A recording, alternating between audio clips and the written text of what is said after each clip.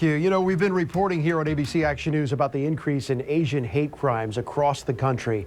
And while the Tampa Bay area has not seen an increase in hate crimes directed at Asian Americans, there are many in our community who tell us they now feel uneasy when they go out in public. That's right. And ABC Action News in-depth reporter Anthony Hill is digging deeper into those concerns and anxiety of Bay Area Asian Americans since this pandemic began.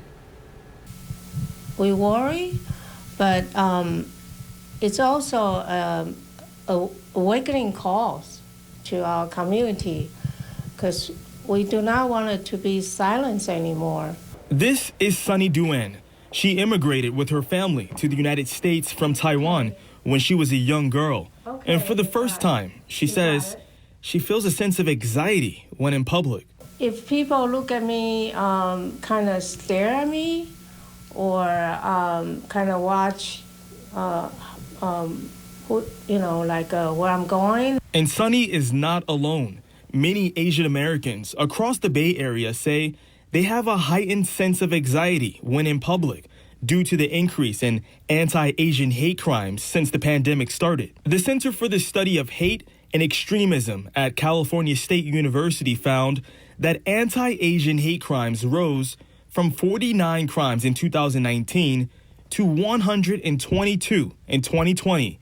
And it's believed that many anti-Asian hate crimes aren't even reported. And the whole Asian hate crime right now really stirred this anxiety and concern. But it's not just the violence. Many Asian Americans say they're having to tolerate racist comments. My sister, Patty, she's a public school substitute teacher.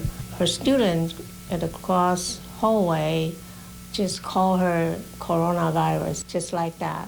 Sunny says she and her sister have been hyper aware of their race during the past year. As Asian Americans, we grew up with that.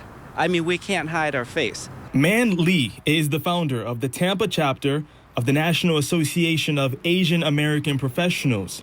He says he's been hyper aware of his race since the age of 9 because of the way people have treated him. But now, it just feels a little different. There's an added perception of violence, that it could be violence. Lee tells me his organization is in constant contact with the Hillsborough County Sheriff's Office to ensure that the Asian American population in the Bay Area is safe. We started the open line of communication. The World Health Organization has made it clear as day. Viruses don't have nationalities. In fact, they advise against naming diseases and viruses after countries. So why are we really seeing an increase in anti-Asian hate crimes in the United States? Prejudice increases when fear is heightened, and that when prejudice increases, hate crimes increase. Brendan Lance, professor of criminology at Florida State University. And when thinking about the current rise in hate crimes, I think we need political leaders and policymakers that will openly condemn anti-Asian hate and other forms of racism rather than implicitly legitimizing it and condoning it. Chinese virus, Kung flu, I can name 19 different versions of names. This is not the first time Asian Americans have been on the receiving end of widespread discrimination and violence. The Chinese Exclusion Act of 1882 prohibited Chinese laborers from immigrating to the United States. During World War II, about 120,000 people of Japanese descent were forced into internment camps, even though most were American citizens. And after the Vietnam War, many Southeast Asian refugees faced discrimination. This is one nation, but with many colors.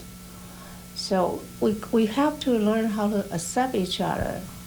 The Hate Crime Research and Policy Institute at Florida State University recently conducted a national survey of people of Asian heritage and found that about 70% of those surveyed say they're more observant of their surroundings, and about 25% say they mentally prepare themselves for insults to be thrown at them in public.